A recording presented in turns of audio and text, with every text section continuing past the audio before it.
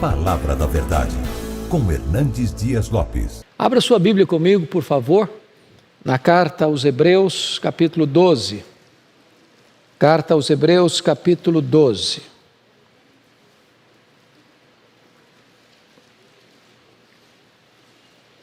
Nós vamos considerar este belíssimo capítulo desta carta, carta aos Hebreus.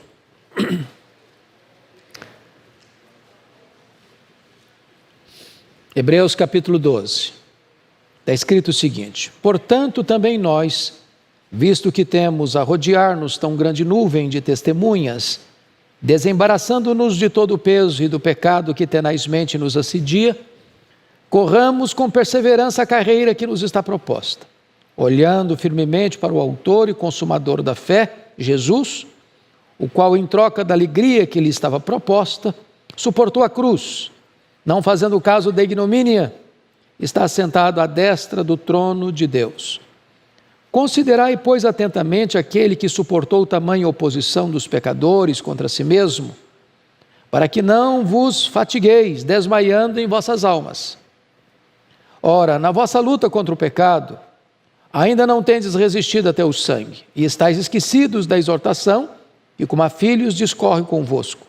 Filho meu, não menosprezes a correção que vem do Senhor, nem desmaieis quando por ele és reprovado. Porque o Senhor corrige a quem ama e açoita todo filho a quem recebe. É para a disciplina que perseverais. Deus os trata como filhos. Pois que filho há que o pai não corrige? Mas se estáis sem correção, de que todos se têm tornado participantes, logo sois bastardos e não filhos. Além disso, tínhamos os nossos pais segundo a carne, que nos corrigiam, e os respeitávamos. Não havemos de estar em muito maior submissão ao Pai espiritual, e então viveremos? Pois eles vos corrigiam por pouco tempo, segundo melhor lhes parecia. Deus, porém, nos disciplina para aproveitamento, a fim de sermos participantes da sua santidade. Toda disciplina, com efeito, no momento, não parece ser motivo de alegria, mas de tristeza. Ao depois, entretanto, produz fruto pacífico aos que têm sido por ela exercitados, fruto de justiça. Por isso, restabelecei as mãos descaídas e os joelhos trôpegos, e fazei caminhos retos para os pés, para que não se extravie o que é manco, antes seja curado. Segui a paz com todos e a santificação, sem a qual ninguém verá o Senhor. Atentando diligentemente, porque ninguém seja faltoso, separando-se da graça de Deus, nem haja alguma raiz de amargura que brotando vos perturbe, e por meio dela muitos sejam contaminados. Nem haja algum impuro ou profano, como foi Esaú, o qual por um repasto, vendeu o seu direito de primogenitura. Pois sabeis também que posteriormente, querendo herdar a bênção, foi rejeitado, pois não achou lugar de arrependimento, embora com lágrimas o tivesse buscado. Ora, não tendes chegado ao fogo palpável e ardente, e à escuridão, e às trevas, e à tempestade, e ao clangor da trombeta, e ao som de palavras tais, que quantos o ouviram, suplicaram que não se lhes falasse mais, pois já não suportavam o que lhes era ordenado. Até um animal, se tocar o monte, será apedrejado. Na verdade, de tal modo era horrível o espetáculo que Moisés disse: sinto-me aterrado e trêmulo. Mas tens chegado ao Monte Sião, e à cidade do Deus vivo, a Jerusalém celestial, e a incontáveis hostes de anjos, e a universal assembleia, e a igreja dos primogênitos arrolados nos céus, e a Deus o juiz de todos, e aos espíritos dos justos aperfeiçoados, e a Jesus, o mediador da nova aliança, e ao sangue da aspersão que fala coisas superiores ao que fala o próprio Abel. Tende cuidado, não recuseis ao que fala, pois se não escaparam aqueles que recusaram ouvir, quem divinamente os advertia sobre a terra, muito menos nós, os que nos desviamos daquele que dos céus nos adverte. Aquele cuja voz abalou então a terra, agora, porém, ele promete dizendo: ainda uma vez por todas farei abalar não só a terra, mas também o céu. Ora, esta palavra ainda uma vez por todas, significa a remoção dessas coisas abaladas, como tinham sido feitas, para que as coisas que não são abaladas permaneçam. Por isso, recebendo nós um reino inabalável, retenhamos a graça pela qual sirvamos a Deus de modo agradável, com reverência e santo temor, porque o nosso Deus é fogo consumidor. Bom, irmãos, eu gostaria de tratar com vocês então nesta manhã sobre o tema a corrida rumo a Jerusalém Celestial.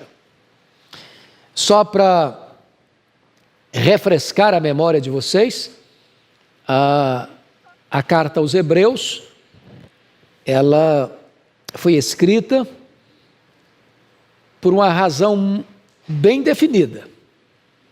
A perseguição à igreja já havia começado.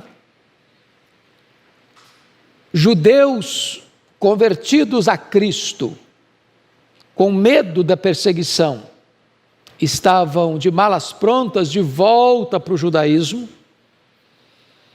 E o autor aos Hebreus então escreve para essas pessoas dizendo o seguinte: olha, abraçar a Jesus e retornar para o caminho de origem, no caso o judaísmo, é uma apostasia, é um caminho de morte. Isso porque Jesus é superior, é melhor do que os profetas, do que os anjos, do que Moisés, do que Arão, do que Josué. O sacrifício de Jesus é superior ao sacrifício levítico. A ordem sacerdotal de Jesus, Melquisedeque, é superior à ordem levítica. A nova aliança firmada no sangue de Jesus é superior à nova aliança. Portanto, retroceder é voltar para as sombras, depois que a realidade já chegou. Então, essa é a grande tese desta carta. Mostrar que o judaísmo tinha um propósito: levar-nos até Jesus. Esse era o grande projeto do Velho Testamento, era mostrar Jesus. Jesus está presente em todo o Velho Testamento. Ele é a semente da mulher, ele é o cordeiro da Páscoa, ele é simbolizado pelo tabernáculo, pela arca da aliança, pelo templo, pelas festas, pelos rituais, pelo próprio sábado. Tudo isso era sombra. Ele, Jesus, a realidade. Quando Jesus Cristo veio, não é preciso mais da sombra, a realidade já chegou. É por isso que nós não podemos concordar com esta onda de judaização da igreja evangélica, porque trazer de volta os símbolos, os objetos do culto judaico para dentro do culto evangélico é não ter entendido que tudo isso era sombra da realidade que veio em Cristo.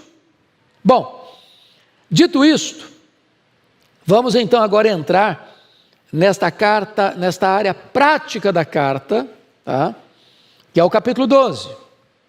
Essa corrida rumo a Jerusalém Celestial. E nessa corrida, ou nesta viagem, nós temos 4 coisas a observar que vamos tratar aqui hoje. Primeiro, uma corrida a fazer. Segundo, obstáculos a vencer. Terceiro, orientações a seguir. Quarto, ordens a obedecer. Então deixa eu repetir. Nós vamos ver hoje 4 coisas. Expondo esse capítulo 12. Primeiro, uma corrida a fazer. Segundo, obstáculos a vencer. Terceiro, orientações a seguir. Quarto, ordens a obedecer. Então esse texto está dividido nesses 4 pontos. Vamos lá agora ao primeiro ponto. Uma corrida, uma carreira a percorrer. Uma corrida a fazer. Versos de 1 a 4. Primeira coisa que eu chamo a atenção é o que devemos considerar. Olha o verso primeiro comigo. Portanto, também nós, visto que temos a rodear-nos tão grande nuvem de testemunhas, veja você, ele está mostrando para nós que nós estamos numa corrida e nós estamos rodeados de uma nuvem de testemunhas. Pense comigo no estádio, na Olimpíada, e a arquibancada está lotada e você está na pista, você é o corredor. Mas esta multidão está lá não para aplaudir você. Esta multidão está lá na arquibancada para dar um testemunho para você. Nós já corremos, nós já fizemos a nossa corrida. E quando você olha que outros já correram essa corrida, e nem sempre essa corrida foi fácil. No capítulo 11 diz que existiram pessoas que foram libertadas do fogo, da boca de leão, mas outros também foram queimados e outros foram cerrados ao meio. Ou seja, não importa se a sua corrida vai ser uma corrida sem luta, de sacrifício pessoal, ou se nessa corrida você vai precisar inclusive dar a sua própria vida no martírio. Corra! Corra! Porque outros já correram, agora é a sua vez de fazê-lo. Deus deu testemunho delas, dessas pessoas que correram, e elas agora dão testemunho para nós, que nós também podemos correr. Essa é a nuvem que nos rodeia, de testemunhas. Mas ele está mostrando aqui no verso 1 ainda o que devemos rejeitar, desembaraçando-nos de todo o peso e do pecado que tenazmente nos assedia. Veja bem que ele faz diferença entre pecado e peso. Tem coisa que, embora não seja em si pecado, pode ser peso. E se você está entendendo a linguagem que ele está usando de uma Olimpíada, tudo que um corredor não pode fazer para fazer uma boa corrida é carregar uma mochila nas costas.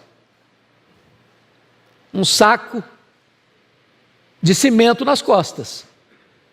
Ele não vai conseguir correr. Ou também correr com vestes inapropriadas. Pensa você, um corredor na pista com uma túnica. Vai tropeçar nos próprios pés. E aí é hora de você parar e perguntar para o seu coração, o que é que para mim é um peso que me atrapalha na minha corrida cristã? Cada um pode ter um peso diferente.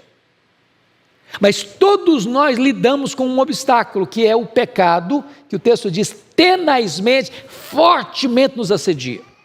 Ô, gente, essa luta é constante. Jamais haverá um tempo entre o novo nascimento e a glorificação que você possa dizer, bom, agora eu não luto mais contra o pecado, essa luta eu já venci, hoje eu estou numa nice. Não, é luta constante, é vigilância constante. Mas, em terceiro lugar, no verso 1 ainda, como devemos correr? Olha aí comigo.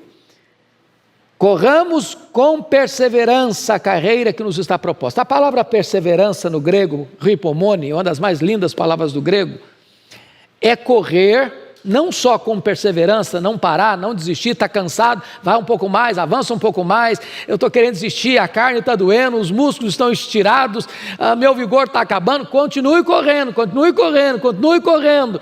É paciência triunfadora. Não é correr gemendo, não é correr reclamando, não é correr murmurando, é correr exultando. Essa é a ideia aqui da carreira a percorrer. Agora vamos olhar, segundo ponto, para quem devemos olhar nessa corrida? Olha comigo agora o verso 2 e 3.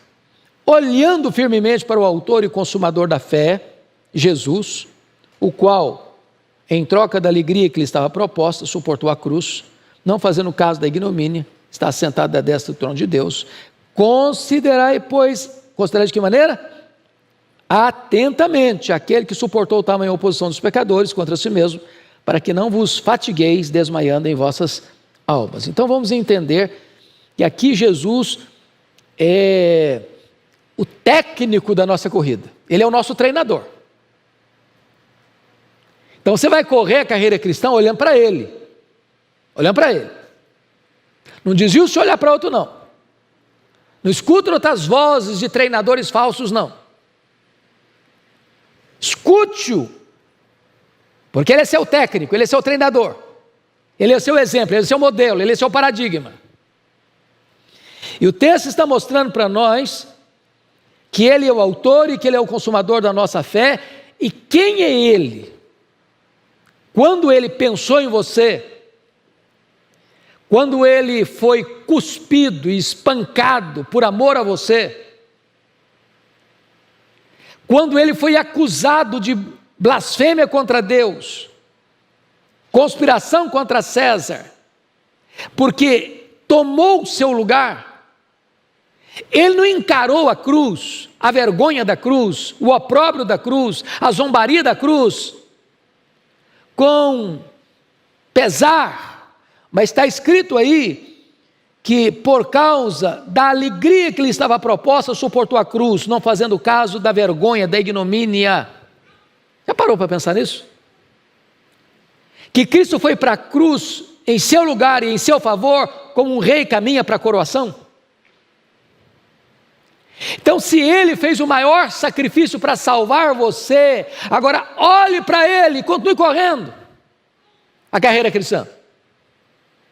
Ele é seu exemplo, porque Ele foi o seu substituto e Ele morreu por você. E agora Ele serve de exemplo para você. Ele sofreu tamanha oposição dos pecadores. Então, quando você ficar meio desanimadinho, está pesado, está difícil, eu estou fraquinho demais, olha para Jesus, olha o que Ele fez por você, olha o que Ele suportou por você. Quando você olha para Ele, você que está quase desmaiando, recebe um tônico novo, um ânimo novo, uma coragem nova, uma disposição nova. É isso que o autor aos Hebreus está dizendo. Para aqueles irmãos lá que estavam sofrendo, querendo voltar para o judaísmo, deixando Cristo, ele está dizendo, olha para Jesus, desmaia não, desanima não, retroceda não pare não, prossiga na sua corrida. Mas, até que ponto nós devemos fortalecer os nossos músculos nessa corrida? Olha o versículo 4 comigo. Ora, na vossa luta contra o pecado ainda não tendes resistido até ao sangue. Então vamos entender o que ele está dizendo aqui. Ele sai da metáfora da maratona para a metáfora do pugilismo, do ringue. E ele deu demonstrações no capítulo 11 de alguns irmãos que por sua fé foram martirizados. Pela sua fé foram cerrados ao meio, e parece-me que é uma referência ao profeta Isaías, que o rei Manassés mandou cerrar ao meio. Então, a pergunta é a seguinte: se você acha que você está lutando contra o pecado, e está mesmo, e precisa estar mesmo, mas até que ponto? Até que ponto? Você está pronto a morrer para viver uma vida santa? Você está pronto a resistir o pecado a esse ponto? De alguém chegar e dizer, ou você peca, ou você morre, ou você transige, ou você está fora, ou você nega a sua fé, ou você não vive mais. E ele está dizendo para aqueles crentes que estavam querendo abandonar a Cristo e voltar para o judaísmo, olha, vocês ainda não lutaram até o sangue. Ou seja, se preciso for, é melhor o martírio do que a apostasia. É melhor morrer pela fé do que negar Jesus. Essa é a ideia que ele está passando. Bom, vamos ao segundo ponto agora, que é uma disciplina a receber. Versículos 5 a 11. Ele passa agora da metáfora da maratona, vai para a metáfora do pugilismo, e agora ele entra no território familiar, do aconchego da família, que é a questão da disciplina do lar. Então vamos ver aqui uma disciplina a receber, alguns pontos. Primeiro, precisamos relembrar a palavra de Deus, versículos 5 e 6. Estais esquecidos da exortação que como a filhos discorre convosco. Filho meu, não menospreze a correção que vem do Senhor, nem desmaieis quando por ele és reprovado, porque o Senhor corrige a quem ama e açoita todo filho que recebe. Aqui tem um aspecto, irmãos, do esquecimento seletivo, do esquecimento por interesse. Você não quer lembrar, na verdade. Você está passando por uma situação difícil, uma providência carrancuda, e Deus está tratando com você, Deus está usando lixa grossa para burilar você, Deus está lapidando você, arrancando algumas lascas, algumas quinas, algumas arestas na sua vida, e Deus está disciplinando você, e você fica reclamando, murmurando, desanimado. O texto está dizendo, você está esquecido, você esqueceu. Não é aquele esquecimento de falta de memória, não. É aquele esquecimento deliberado, da exortação que Deus fez, tantas vezes, está lembrado, que eu já adverti, já falei, já exortei, já ensinei, que Deus disciplina quem ama. Então não murmure contra Deus se Deus está disciplinando, Ele é Pai. Se você não for disciplinado, você é bastardo, você não é filho. Pegando aqui uma aplicação pessoal, mais nossa. Aqui nós temos pais. Quem é pai e mãe aqui, levanta a mão. Pai e mãe. Ok, a maioria aqui. Quem não é, se Deus quiser, vai ser. E Agostinho diz que você vai começar a educar seus filhos 20 anos antes dos filhos nascerem. Então, todo mundo aqui já está começando a educar seus filhos. Vão nascer ainda. Quando um filho desobedece, não quer seguir as normas da casa, por exemplo. Toda casa tem normas, certo? Em princípios. Toda casa tem princípios. O que pode, o que não pode. O que faz, o que não faz. O que deve, o que não deve. A hora que chega, a hora que sai, com quem vai, aonde vai. O que faz. Toda casa tem carta na mesa. Está claro. Está claro o jogo aqui. Que ninguém faz o que quer. Que tem comando, que tem direção. Que tem lei, que tem princípio. Que tem ordem. Não é assim que funciona toda a casa? Ora, com Deus é do mesmo jeito. Imagine um filho que chega e desobedece pai e mãe, xinga pai e mãe, grita com pai e mãe, sai a hora que quer, chega a hora que quer, faz o que quer. E o pai e a mãe ficam olhando, que bonitinho nosso filho, né? Tão engraçadinho. Pai e mãe não faz isso, faz? Não. Chama o menino na chincha. Chama a menina na chincha.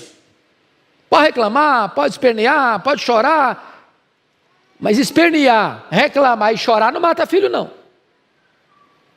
Agora a falta de disciplina mata. Então Deus está dizendo para você o seguinte: olha, se eu estou disciplinando você, porque eu amo você, porque você é meu filho. Se você não fosse meu filho, deixa eu fazer uma pergunta. Se você encontrar um menino rebelde na rua, você disciplina esse menino? Por que você não disciplina?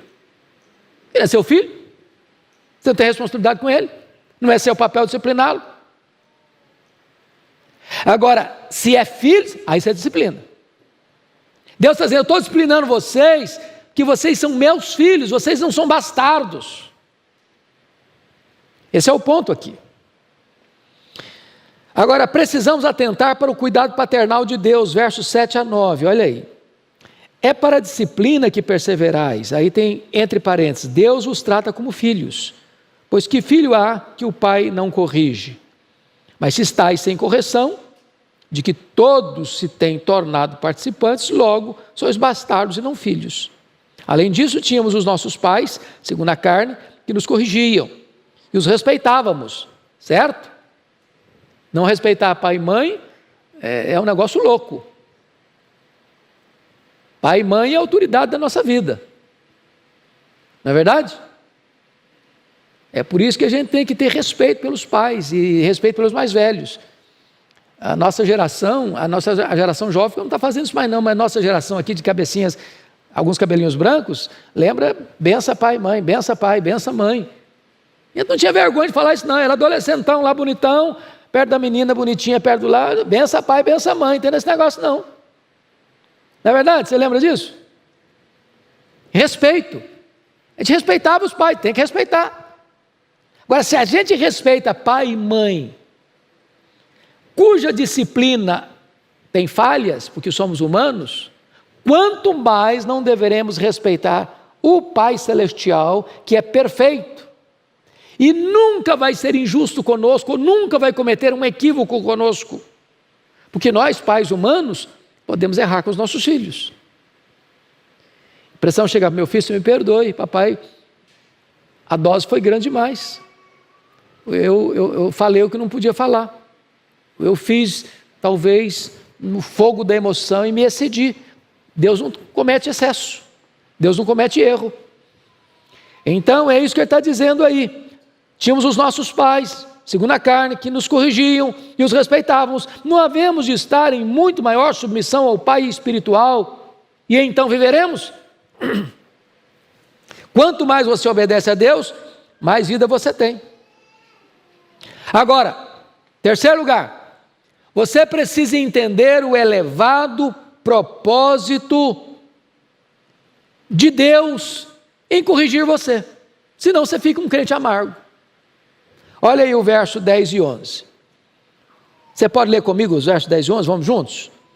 Pois eles nos corrigiam por pouco tempo, segundo melhor lhes parecia.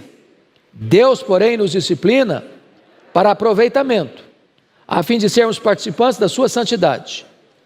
Toda disciplina, com efeito, no momento, não parece ser motivo de alegria, mas de tristeza. Ao depois, entretanto, produz fruto pacífico aos que têm sido por ela exercitados, frutos de justiça. Então, para que Deus disciplina você? Verso 10, para aproveitamento. Aproveitamento. Agora vamos pegar a disciplina em termos de treino. Se você pega, por exemplo, os grandes, porque tem uma linguagem aqui muito intensa do esporte, né, do corredor. Pergunte aos jogadores que são famosos. É só arte, é só habilidade, é treino. Os que chegam na frente, que estão lá no topo, treinam mais, são disciplinados. Ninguém vence sem disciplina. Ninguém triunfa na vida, nem na vida estudantil, nem na vida profissional, nem na vida pessoal, nem na vida espiritual, sem treino, sem desenvolver as musculaturas da alma. Agora, quando Deus nos disciplina, seja no treino, no exercício, seja nos corrigindo, o texto diz, é para aproveitamento, é para o seu bem, é para você ser coparticipante com Deus na sua santidade, é para santificar a sua vida. Agora, a disciplina na hora que ela é aplicada não é boa.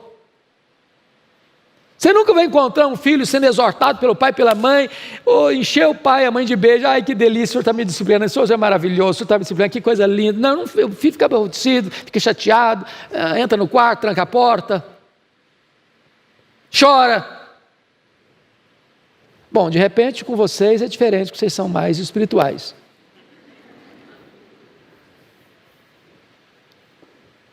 Porém, o verso 11 está dizendo algo maravilhoso. Na hora que você está sendo disciplinado, parece tristeza. Você não está entendendo às vezes, você não está alcançando. Ô gente, olha que coisa curiosa, Deus é maravilhoso. Por isso que Deus botou um filho sob o cuidado de pai e mãe, porque pai e mãe já está lá na frente, um pouquinho de experiência, um pouquinho de ruga no rosto, já foi calejado pela vida, já passou por situações, já sabe quais são os efeitos das más escolhas. Então Deus bota um filho imaturo, debaixo da autoridade de pais maduros, para que esse pai maduro diz, meu filho, por esse caminho não, vai ser problema, vai ser dor, vai ser sofrimento, você vai bater com a cara na parede, você vai sofrer. Então eu estou disciplinando você aqui, para que você não entre por esse caminho. Se você entrar por ele, você vai dar com os burros na água. E Deus nos disciplina do mesmo jeito. Meu filho, eu estou disciplinando você, sabe por quê? Se você for por esse caminho que seu coração está desejando e querendo, vai dar errado, vai dar problema, você vai sofrer, eu estou te poupando. É isso que o texto está dizendo.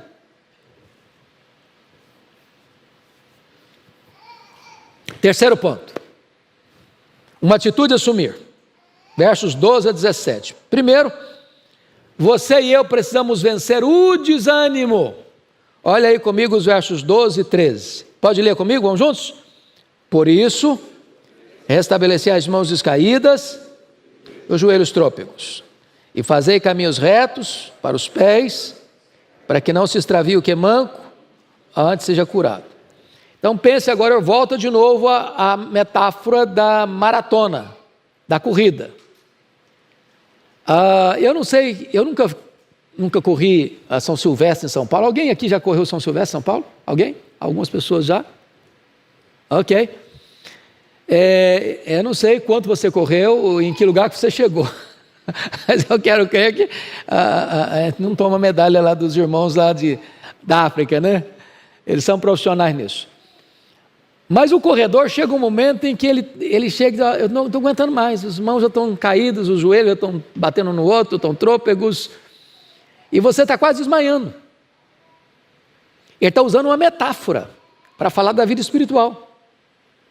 Às vezes nós estamos assim na vida espiritual, tanque vazio, andando à reserva, abatido, joelhos trôpegos, mãos descaídas, desanimado. E Deus está nos mostrando a necessidade, irmãos, de nós vencermos o desânimo. Vencer o desânimo. E como é que você vence o desânimo? Diz o texto no verso 13, fazendo caminhos retos. Sabe por quê? Falando agora espiritualmente, sabe o que cansa a gente? Não é trabalho, não é esforço, não é o exercício. O que cansa o crente é o pecado. Fazer coisa errada. Aí você perde a alegria, aí você perde a paz, você perde a intimidade com Deus, aí você fica constrangido até de orar, aí o louvor parece que não brota espontaneamente. Então o autor aos Hebreus está dizendo, você quer melhorar, você quer ficar animado? Larga de lado os caminhos tortos, fuja daqueles lugares escorregadios, não entre por atalhos sinuosos, faça caminhos pés para que você não tropece, porque veja bem, uma pista de corrida, via de regra, é preciso ser o quê? Plana, para o cara não pisar em falso, torcer o joelho. O pecado, que é o caminho sem ser plano, ele vai levar você a tropeçar, a sofrer solavancos, e dá um problema aí nos seus joelhos espirituais. Essa é a ideia do texto. Segundo lugar, nós devemos manter uma relação certa com Deus e com os homens, nessa corrida. Olha o verso 14, leia comigo o 14, vamos juntos? Seguir a paz com todos e a santificação, ninguém verá o Senhor. Então veja bem que agora ele junta duas coisas. Vida espiritual tem o aspecto vertical com Deus e tem o aspecto horizontal com o próximo. Não dá para vocês, né? Eu convivo demais, 100% bem com os meus irmãos, mas minha relação com Deus está interrompida. Não dá para vocês dizer, na minha vida com Deus está beleza, mas a minha vida com os meus irmãos está péssima. Tem jeito. Uma coisa está ligada à outra. Você tem que estar em paz com seus irmãos e você precisa buscar a santificação. Então, gente, para de brigar, tá? Para de criar encrenca. Para de fazer confusão. Para de ser uma fonte de intrigas. Para de falar dos outros. Reconcilie com quem um dia você bateu cabeça. Porque não dá para você dizer que ama a Deus a quem você não vê e não amar o seu irmão a quem você vê.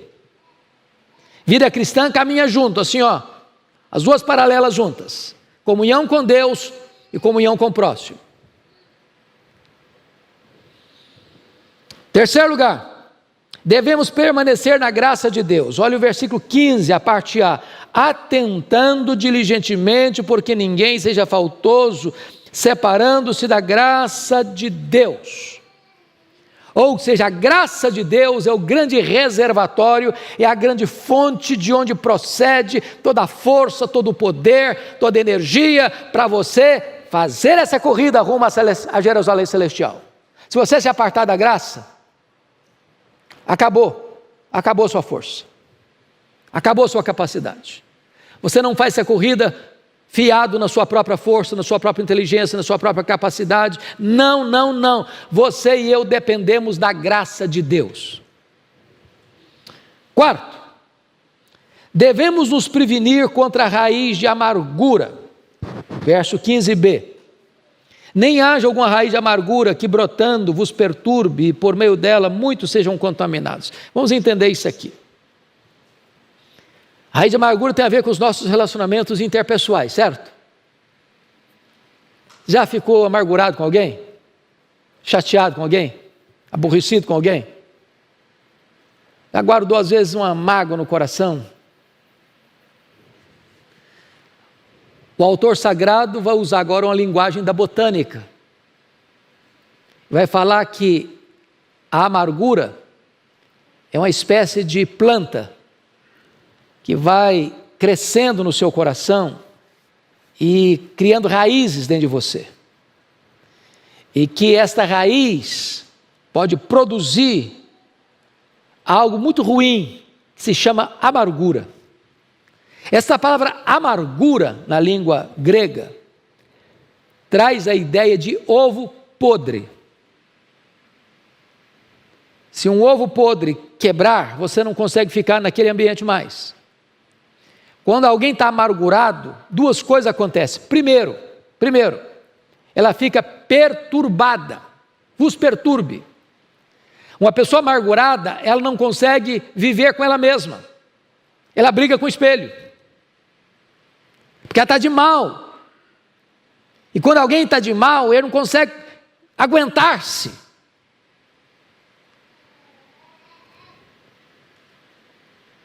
Você não suporta você mesmo.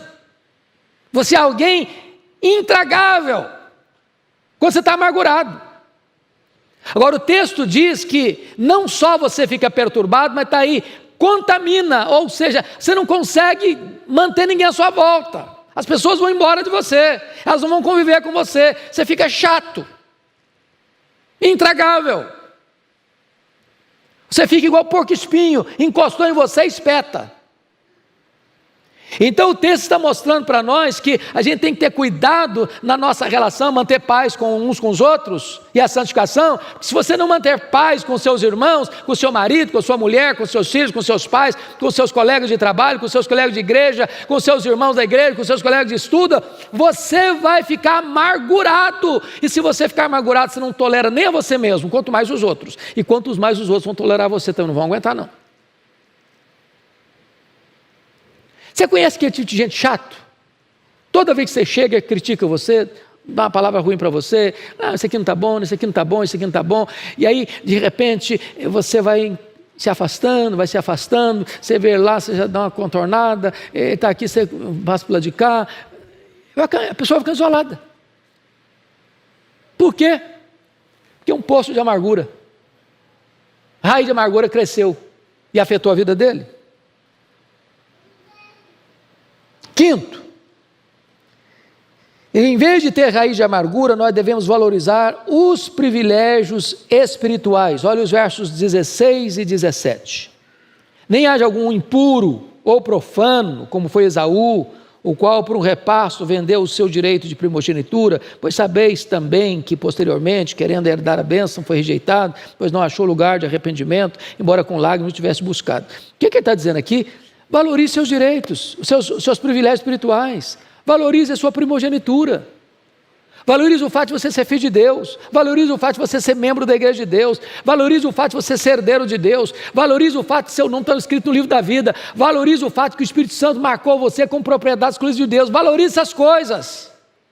Porque se você não valorizar isso e começar a trocar suas bênçãos espirituais por pratos de lentilha, por prazeres imediatos, por vantagens que o pecado oferece, daqui a pouco você vai trocar as bênçãos espirituais por aquilo que é aventura mundana, e aquilo que é aventura mundana não vai satisfazer você, e agora você vai perder a alegria das coisas de Deus.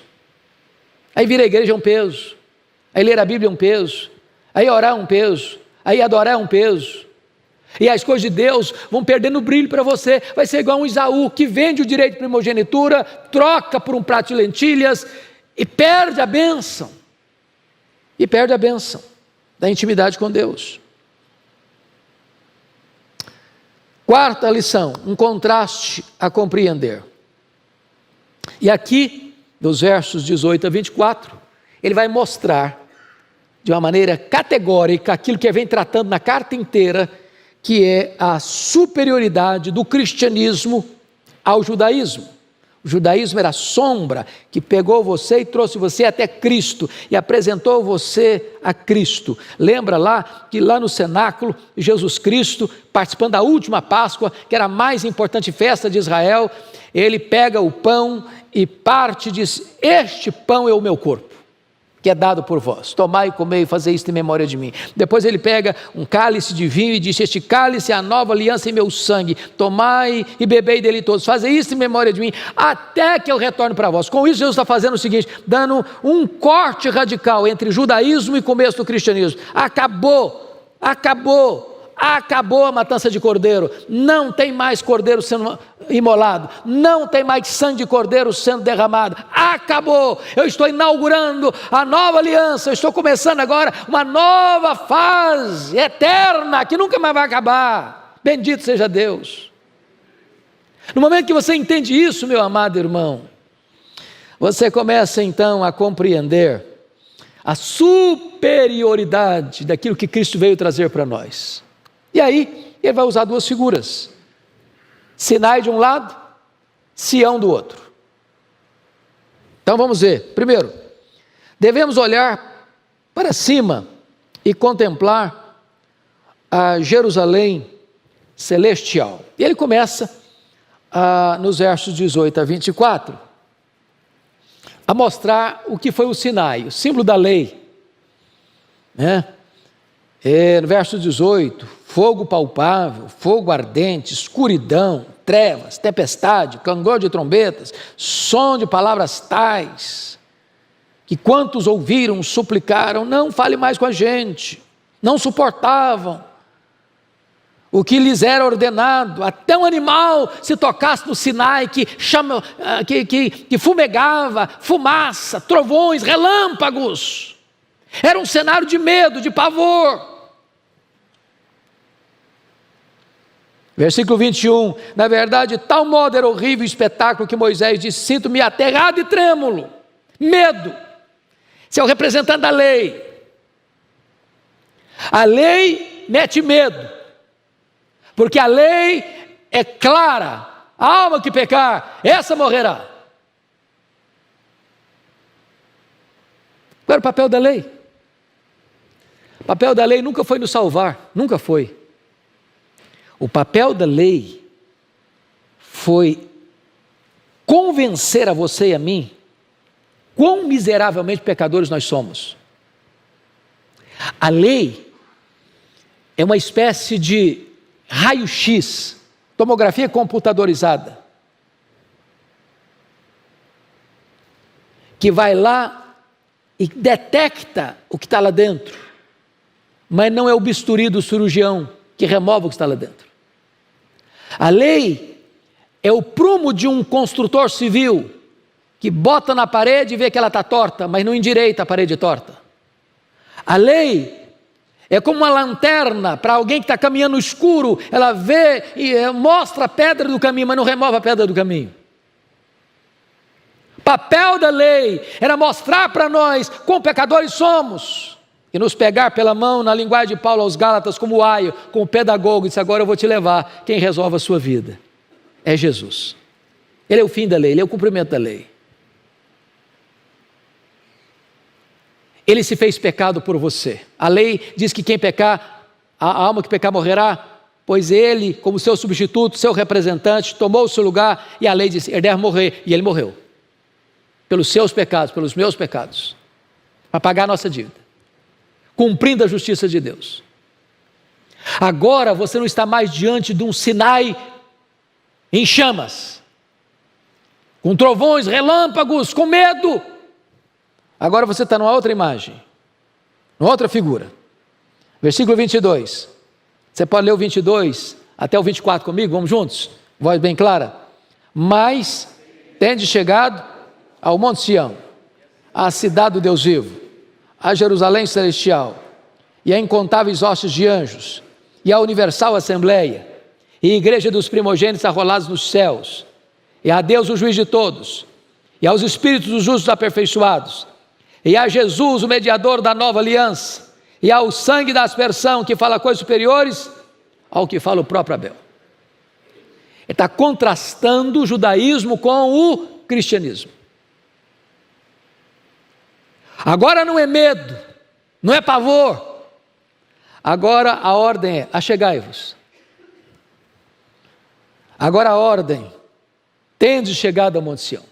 Monte Sião aqui é um símbolo da graça, é um símbolo também da Nova Jerusalém, da morada de Deus, do lugar da morada dos santos.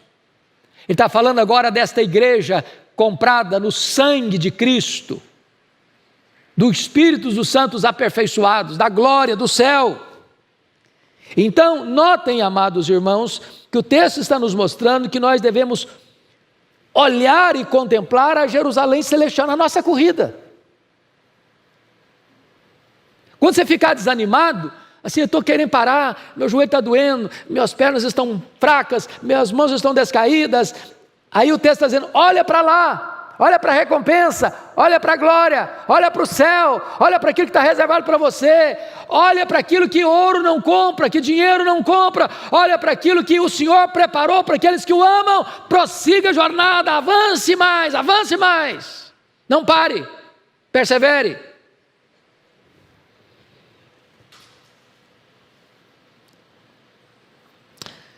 Segundo lugar, devemos olhar para frente e aguardar o reino inabalável. Versos 25 a 29. Preste atenção na leitura que eu vou fazer. Tende cuidado. Olha bem a expressão, tende cuidado. Não recuseis ao que fala. Agora ele está aplicando, agora ele está fechando o argumento. Agora está fazendo a aplicação. Agora é o pastor que pregou o sermão e está fazendo a aplicação do sermão. Tende cuidado, não recuseis ao que fala. Pois se não escaparam aqueles que recusaram ouvir quem divinamente os advertia sobre a terra, muito menos nós, os que nos desviamos daquele que dos céus nos adverte.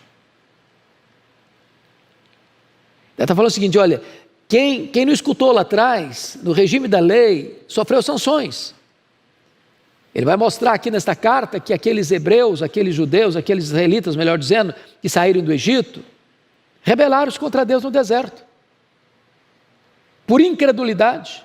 O que aconteceu com eles? Ninguém entrou na terra, exceto 2 pessoas.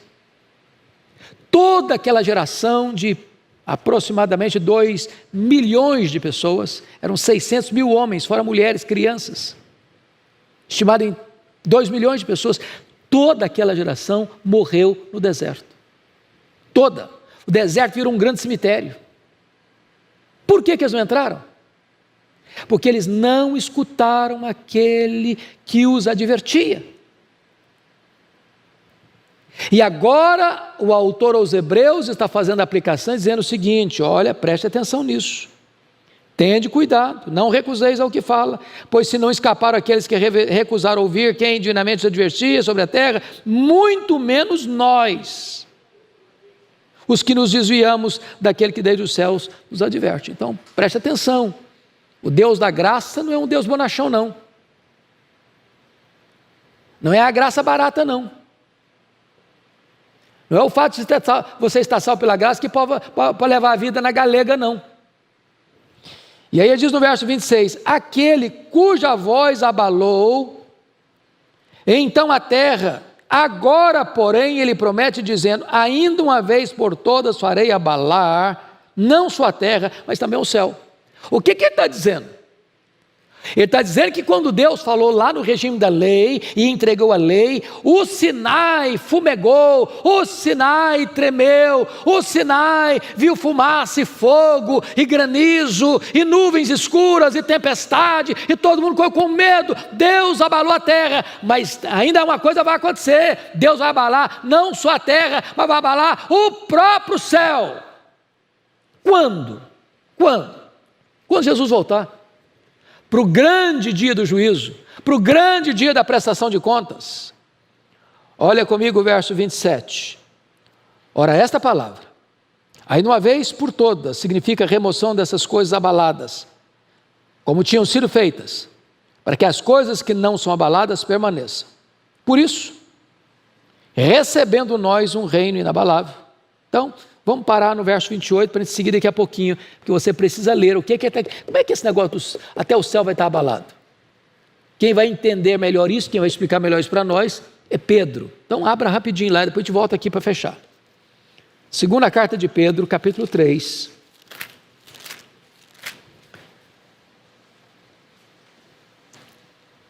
Eu chamo você para ler alguns versículos.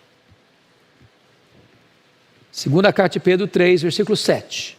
Você pode ler comigo, todo mundo? Vamos lá? Ora, os céus que agora existem e a terra, pela mesma palavra, têm sido entesourados para fogo, estando reservados para o dia do juízo, destruição dos homens ímpios. Agora, versículo 10. Virá, entretanto, como ladrão, o dia do Senhor, no qual os céus passarão com estrepitoso estrondo, e os elementos se desfarão abrasados. Também a terra e as obras que nela existem serão atingidas. Agora o versículo 12. Esperando e apressando a vinda do dia de Deus, por causa do qual os céus incendiados serão desfeitos, e os elementos abrasados se derreterão. Então, quando Jesus voltar, preste atenção nisso. Não vai ser só a terra que vai ser abalada, não. Os céus também. Céus também. Agora vamos lá para Hebreus 12 para terminar. Vamos entender o que vai dizer aí no versículo 28. Por isso, fechando, causa, consequência, por isso, recebendo nós um reino inabalável, porque Deus vai purificar novos céus e nova terra, onde habita a justiça. Este é o reino inabalável. É a nossa herança. É a nossa herança, é o nosso tesouro. Por isso, recebendo nós um reino inabalável, retenhamos a graça, pela qual sirvamos a Deus de modo agradável, com reverência e santo temor. Você tem o céu como herança. Deus vai abalar os céus e a terra, mas você vai habitar com Ele, reinar com Ele para sempre e sempre. Você vai estar assentado com Cristo no trono, num reino inabalável.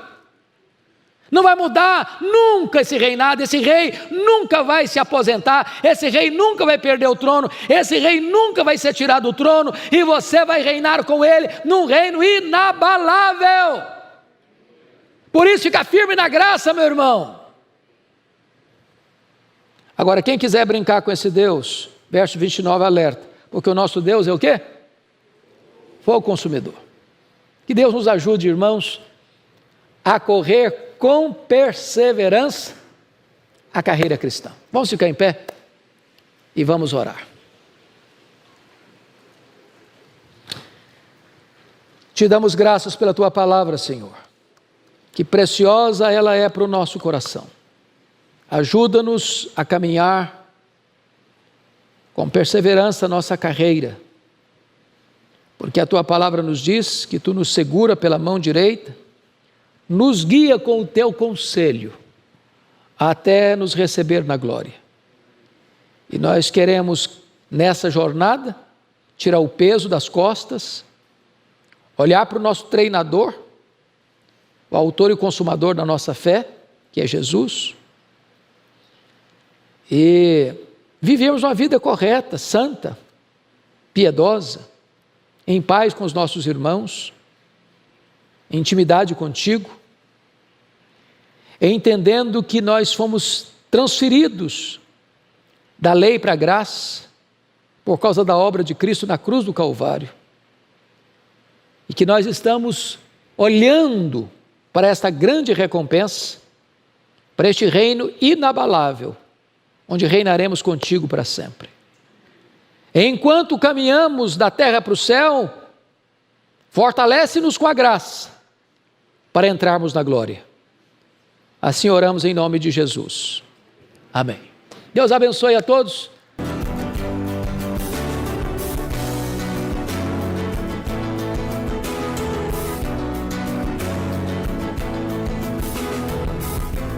Palavra da Verdade, com Hernandes Dias Lopes.